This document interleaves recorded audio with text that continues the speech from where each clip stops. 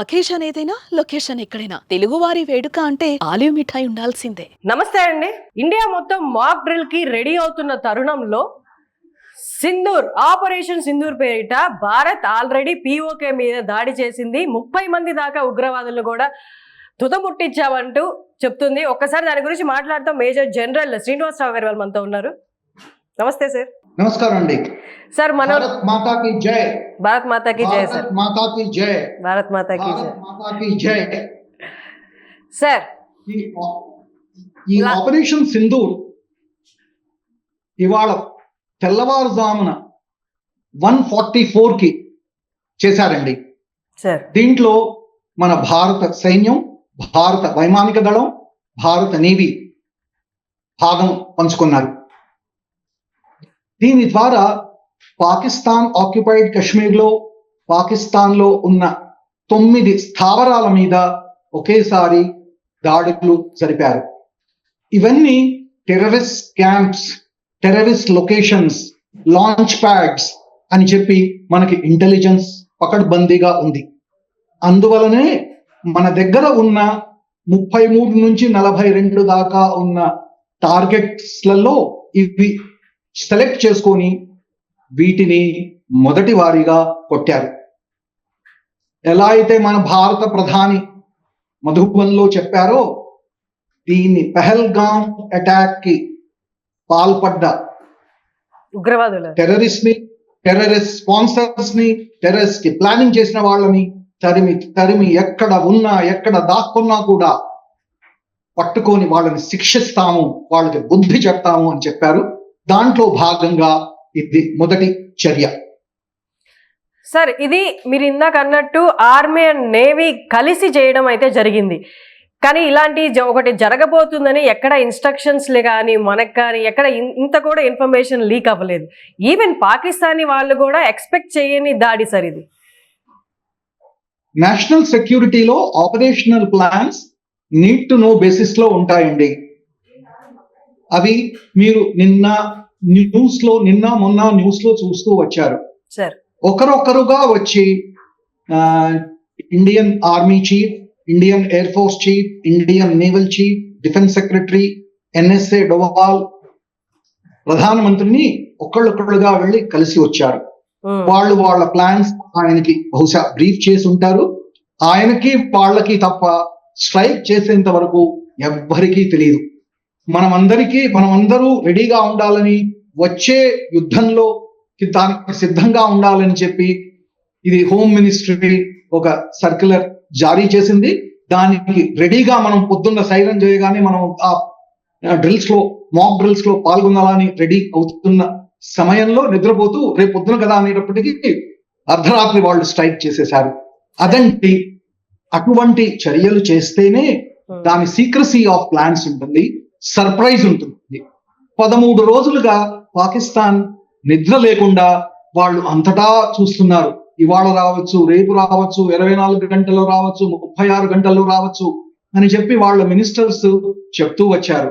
వాళ్ళ army chief కూడా కొన్ని ఫొటోస్ రిలీజ్ చేశాడు, ఎక్కడో ట్యాంక్ మీద నిలబడి వాళ్ళ సైనికుల్ని ప్రోత్సహిస్తూ ప్రసంగం చేస్తూ. అటువంటి తరుణంలో మన ఎల్ఓసి మీద కంటిన్యూస్ గా వాళ్ళు 13 రోజుల నుంచి ఫైరింగ్ జరుగుతూనే ఉన్నారు. దానికి బదులుగా మనం కూడా ఫైరింగ్ చేస్తూ వచ్చాం. సార్, ఒక్కసారి ఆ స్థావరం గురించి మాట్లాడదాం సార్. ఎక్కడ దాడి జరిగింది? చాలా మంది అవగాహన లేని వాళ్ళు పాకిస్తాన్ మీద వేసాం మనం అనుకుంటున్నారు. అసలు ఇది ఎక్కడ జరిగింది ఈ మిజైల్ స్ట్రైక్ అనేది? పాకిస్తాన్ ఆక్యుపైడ్ కశ్మీర్ లో చాలా స్థావరాలు ఉన్నాయి. వాళ్ళ ముజఫరాబాద్ కానివ్వండి, మురీద్కే కానివ్వండి, ఇది సియాల్కోట్ దగ్గర కానివ్వండి, ఇటు పాకిస్తాన్ లో ఒకటేమో పాకిస్తాన్ ఆక్యుపైడ్ కశ్మీర్ లో 7 స్థావరాలు అనుకుంటా. పాకిస్తాన్ లో సియాల్కోట్ దగ్గర, బహావల్పూర్ లో ఒక దగ్గర స్ట్రైక్ చేశారండి. అంటే పాకిస్తాన్ ఆక్యుపైడ్ కశ్మీరే కాదు, పాకిస్తాన్ లో కూడా స్ట్రైక్ చేశాం. దీంట్లో మనం ప్రతిసారి మనం చెప్పేది ఏంటంటే, టెర్రరిస్ట్ స్థావరాలు ఉన్నాయి అని మనకు పకడ్బందీగా ఇన్ఫర్మేషన్ ఉంది. అందువలనే దాన్ని స్ట్రైక్ చేశాము. ఎటువంటి మిలిటరీ టార్గెట్స్ ని మేము స్ట్రైక్ చేయలేదు, ఎటువంటి సివిలియన్ టార్గెట్స్ ని మేము స్ట్రైక్ చేయలేదు. మా ఉద్దేశం అది కాదు. మా ఉద్దేశం టెర్రరిస్ట్ స్థావరాల మీద దాడి చేయడం, అది మేము చేశాము అని చెప్పడానికి ప్రయత్నిస్తున్నాం. సార్ ఇప్పుడు ఎస్కలేట్ చేయడం కానీ, యుద్ధంలోకి వెళ్ళాలి అని చెప్పి, ఫుల్ ఫ్లెజ్ గా వార్ కావాలి అని చెప్పి మేము కోరుకోవటం. మన మిత్ర దేశాలు కూడా దీన్ని డిఎస్కలేట్ చేయాలి అని చెప్పి మనకి హితబోధ చేస్తున్నాయి. కానీ మన ప్రైమ్ మినిస్టర్ ఏదైతే ఆబ్జెక్టివ్ పెట్టుకున్నారో ఆ ఆబ్జెక్టివ్ అచీవ్ చేసే వరకు పాకిస్తాన్ని కొడతాం. అది సైనిక పరంగానా, దౌత్య పరంగానా, ఎకనామికల్లీగా, లేక నీళ్లతోనే అనేది పాకిస్తాన్కు తెలియదు. మనకి అది అయిన తర్వాతే తెలుస్తుంది. మనం చూసాం, ఫస్ట్ స్ట్రైక్ వాటర్ బాంబ్ లాగా అయింది. జీలం నదిలో సడన్ గా నీళ్లు వచ్చేసాయి, వరదలు వచ్చాయి, అందరూ పారిపోండి అని చెప్పారు. తర్వాత చైనాలో ఏమో నీళ్లు బంద్ చేసేశారు. అక్కడంతా నిన్న మనం మొత్తం చూస్తూ ఉన్నాం, అందరూ చైనా నదిలో నడుచుకుంటూ వెళ్ళారు. అటువంటి పరిస్థితులు జరుగుతున్నప్పుడు సలాల్ డ్యామ్ నుంచి గేట్లన్నీ మూసేశారు.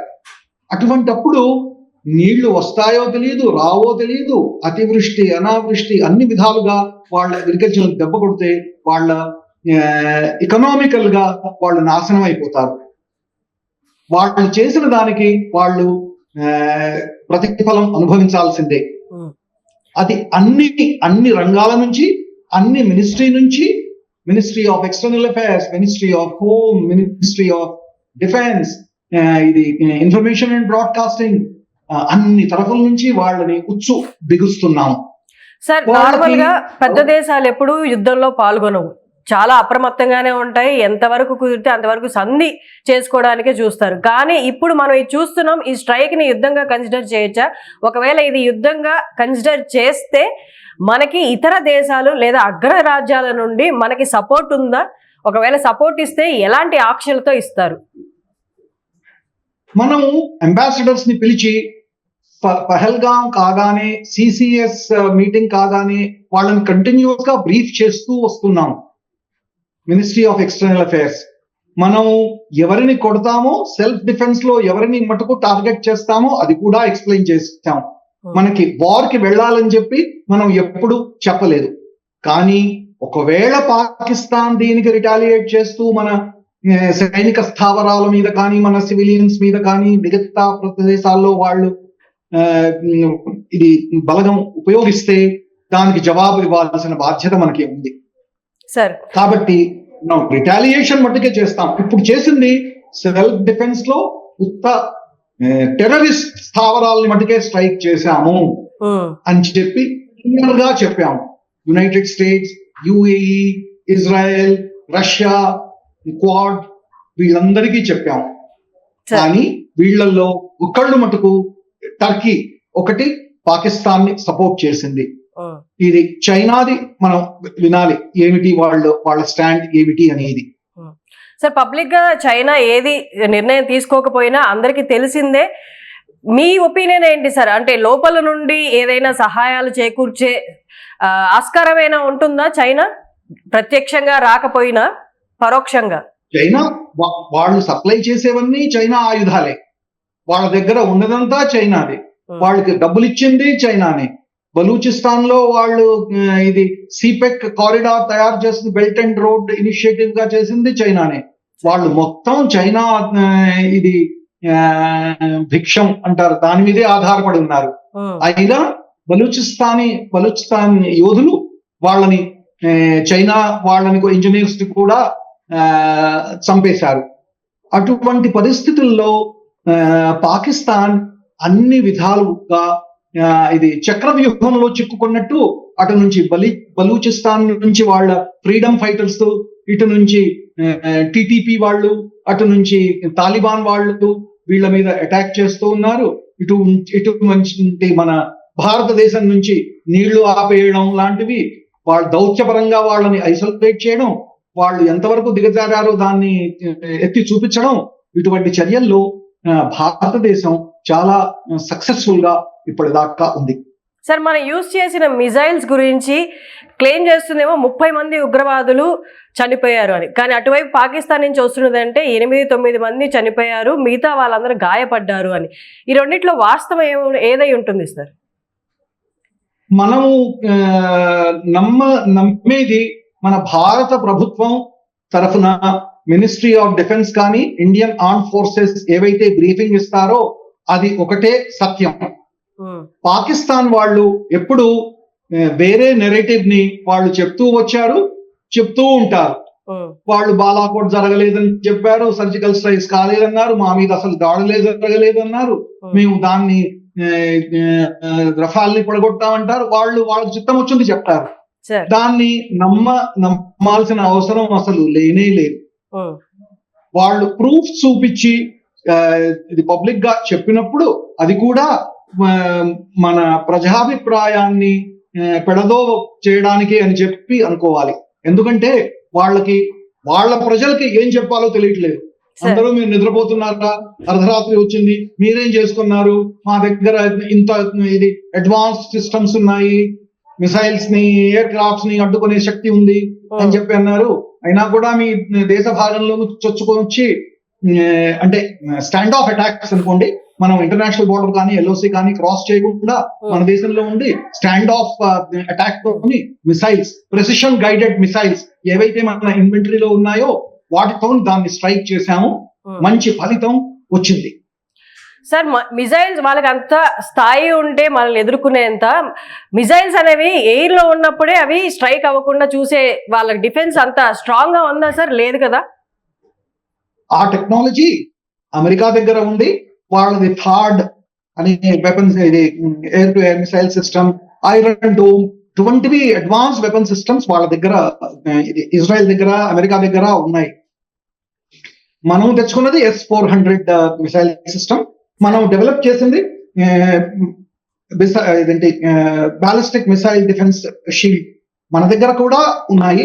వాళ్ళ దగ్గర ఏముంది ఏమనేది మనకి లాస్ట్ టైం మనము బాలాకోట్ లో స్ట్రైక్ చేసినప్పుడు ఆపలేకపోయారు, ఇప్పుడు కూడా మన మిసైల్స్ ని ఆపలేకపోయారు. కాబట్టి వాళ్ళు ఏం క్లెయిమ్ చేసినా వాళ్ళు గొప్పలు చెప్పుకోవచ్చు, మా దగ్గర అది ఉంది ఇది ఉంది అని చెప్పి. అవి నిజంగా పనిచేస్తాయా లేదా అనేది యుద్ధంలోనే తెలుస్తుంది. Sir thank you sir, thank you so much. జై భారత్. జై హింద్. భారత్ మాతాకి జై. భారత్ మాతాకి జై. సుమన్ టీవీలో మీ పర్సనల్ అండ్ బిజినెస్ ప్రమోషన్స్ కోసం కింది నెంబర్కి కాంటాక్ట్ చేయండి.